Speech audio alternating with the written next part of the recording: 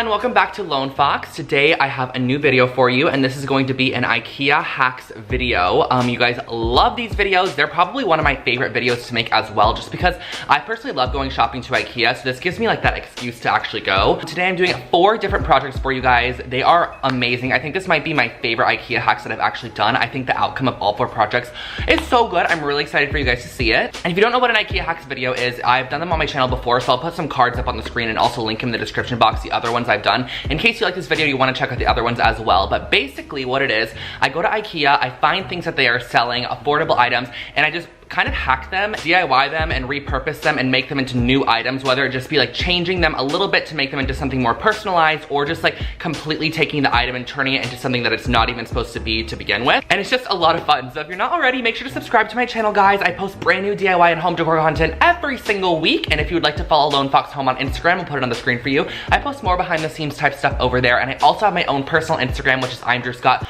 where you can check out my fashion, my clothing, my style. Like, yes, check this out. I don't know what that did for you, but... And last but not least, before jumping into today's video, if you guys have any video ideas of content you would like to see on this channel, literally anything at all, let me know in the comment section below. And if you guys see something that you like if you see someone else's suggestion that you like, please thumbs it up so it goes higher up in the comments. It just gives me a better idea of what you guys would like to see content-wise, and maybe it gives me a couple more ideas for videos to create in the near future. But without further ado, let's just jump on into today's video. For this first project, we are using the Low Hal's jute rug. I believe that's how you pronounce it, from IKEA. I'm gonna butcher all these IKEA names, and it's just a really pretty natural toned jute rug, and it's like a knotted texture to it as well, which I really love. And it's 3 foot by 5 foot. It was only $30 at IKEA, so we're gonna just kind of amp it up and give it a little bit of a almost Urban Outfitters sort of bohemian vibe to it. And what I'm starting off by doing is using a 1/2 inch wide masking tape, and this is just from any store you can find masking tape at. And I'm going down and just masking off the sections that I don't want my paint to go on. So I'm creating almost this linear pattern down each edge of it, and I'm doing this on the 3 foot side just because I wanted the end caps of the rug to just sort of have that pattern on it, as opposed to having to mask off the entire rug and give it a complete like new pattern, which you could do of course, but I just wanted to give each end a little bit of a pattern because I love the way that this looks, especially when it comes to styling in your home decor space. And the thing that I really did love about this masking tape was that every 2 knots on this jute rug, if you can tell, every 2 knots is 1/2 inch. So every 2 knots was covered by a piece of tape, which was really nice to keep it very even and very clean. And I went down and just kind of gave it this random pattern. It was very simple and easy. And I used just a little bit of folk art white paint. And the thing about this jute rug is that it really did soak up a lot of paint. So you're gonna use a lot of paint for this project. And all you're gonna do is just go in with your paintbrush, make sure that it's loaded with a good amount of paint, and just paint in between all the masking tape sections. But the nice thing is that if you go over the edges, of course that masking tape is gonna keep that paint away from the rug.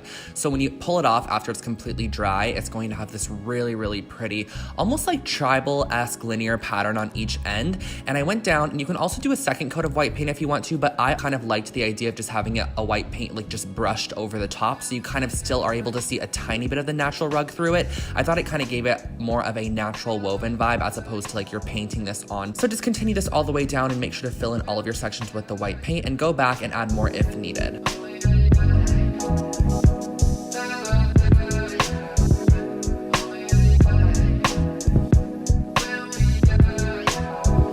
Once you are completely done and it has dried for about 15 minutes or so, I just went ahead and pulled off that masking tape, and this was the very satisfying part. I love pulling off masking tape if you've painted it correctly and nicely, and this project turned out amazing. It really created a beautiful pattern to the end of the rug, which I think was really, really nice, and this is kind of an overall vibe of what it looked like. And once you have done that side, you're just going to honestly repeat the same exact process to the other side, flipping it around, taping off the end section, and then going in with your paint again and just painting it, letting it dry, pulling it off. And all in all, you guys, this project really only took me an hour to complete, and I am completely in love with the outcome. I think it really gave this rug a whole new aesthetic.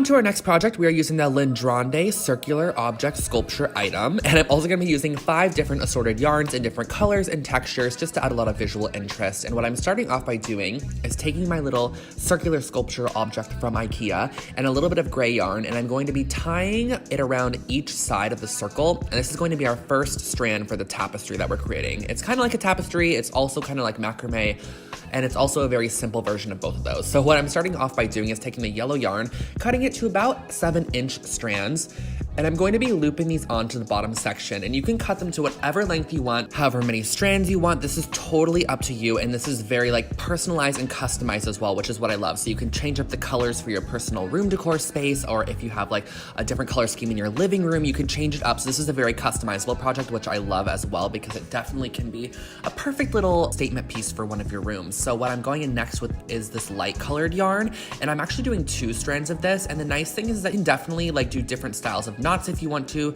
different macrame knots. I'm just keeping it very simple and just doing like the traditional loop and then putting the ends of the strands through the loop and then just pulling them through. And I added the second little section on a couple inches up from the first, and I'm looping on my next section. So these are just gonna overlay, and you're gonna wanna make sure that the strands don't sort of cover that bottom section, because you're gonna want the layers to sort of peek through. So I'm going on and adding on my second section up here right above the first one with this nice yarn here that has an alternating sort of light yellow and then white. And then I'm also adding a little bit of the blue yarn, and then I'm gonna finish it off with just the white color that we used on the bottom left as well.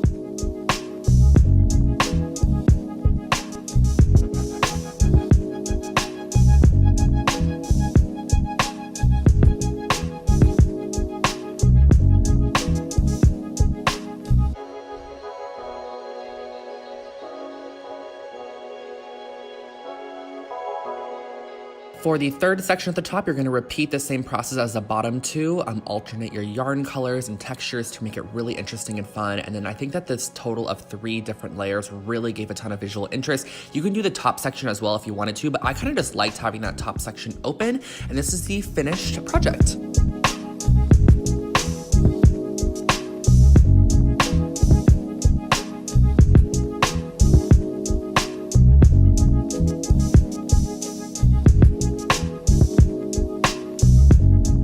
On to project 3, we're using the girly white pillowcase from IKEA, and this is the $3 simple white pillowcase. This project literally costed $3 because all I'm using is some black fabric paint, a paintbrush, and the pillowcase. And what I am doing is creating a very quirky, whimsical, cutesy, sort of astrology-esque pattern around the edge of this pillow. And what I mean by that is I'm doing a lot of different moons, a lot of different stars, planets, dots, bits, bobs, options, items, anything that I wanted to add that sort of fit the vibe is what I'm doing. And it was based off of an actual Urban Outfitters blanket that I saw. It was a blanket that said save space or space saves.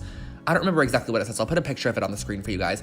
But I liked the vibe of the elements that it had on it. I thought it looked really organic and kind of handmade, which I love that vibe. So I thought I would paint it on this pillow. So this is sort of like a paint with me little project right now. I'll let you guys watch exactly what I'm doing, but I can't give you much direction because it's all very freehand. I just wanted to share this project with you because I think it turned out so cute in the end. I think this would look amazing in your bedroom or in a kid's bedroom for sure, or on your couch, whatever it might be.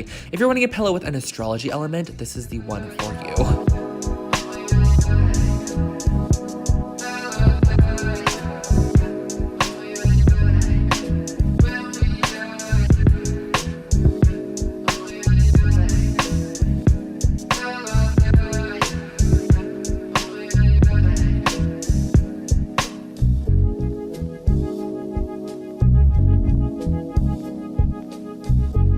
And moving on to my favorite project, I'm obsessed with the outcome of this one. I'm using the Aptitlig cutting boards, and these are $9.99 each at IKEA. I got 3 of them. They're just cutting boards, so they're in the kitchen section if you are at IKEA. And what I am doing is using a ruler, and I'm marking in 3/4 of an inch on either side of the cutting board corners on all 4 corners. And you're gonna wanna do this on all 3 cutting boards because this is the project that we're using the power tool in. Yes, I'm using a power tool. I went to Home Depot, I bought a drill because, you know, I decided it was time to amp up my DIYs a little bit.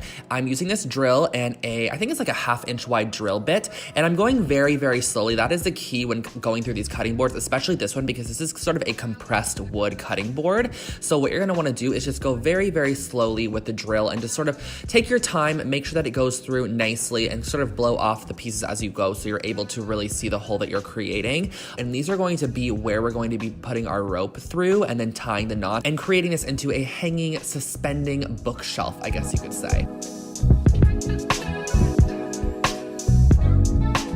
You can do this just one time and make it like a suspending nightstand from the ceiling next to your bed. I've seen that on Pinterest a lot. Or you can create a bookshelf like I am doing. So I found this rope at Home Depot as well. It's just a nylon rope that was really pretty and very, very optic white.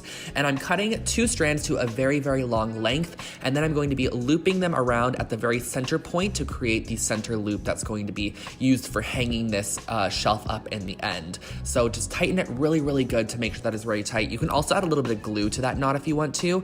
And what I'm starting off by doing is using a Sharpie to measure down where I want my first set of knots to be. So you're gonna wanna string through all 4 strands on all 4 corners, and it might take a little budging room because you're gonna want your rope to be pretty snug in that hole. So you're gonna wanna twist it through. Once you get down to that Sharpie point, you're gonna wanna tie the knot and sort of cover the Sharpie inside of the knot. So make sure that Sharpie kind of goes inside of the knot. And if your end of your rope does get a little bit mangled or distressed, you can also just use a lighter like I did there to sort of melt it back together. It makes it a lot easier, almost as if you're threading a needle through a hole. It's a little bit easier than just a thread. So what I'm doing is continuing the process on all 4 corners, tying knots as I go. And the knots are going to be what actually suspends the shelf. So when you lift it up, that's what's gonna suspend it. I flipped over the shelf and I'm gonna do the same thing again to add my second shelf in there. So I measured down about 18 inches, did a Sharpie mark on 18 inches on all 4 strands, and I'm going to string through my second shelf. I feel like this can kind of be a little challenging with how I'm talking to you guys about it, but when you see me doing it on the screen, I feel like it's a little bit easier to understand. And you're just gonna complete your knots once again, completing the knots and making sure that the Sharpie marks are hidden on the inside. And once you have all 4 of them tied, you can add your third shelf as well, and this is going to finish off your hanging shelf system.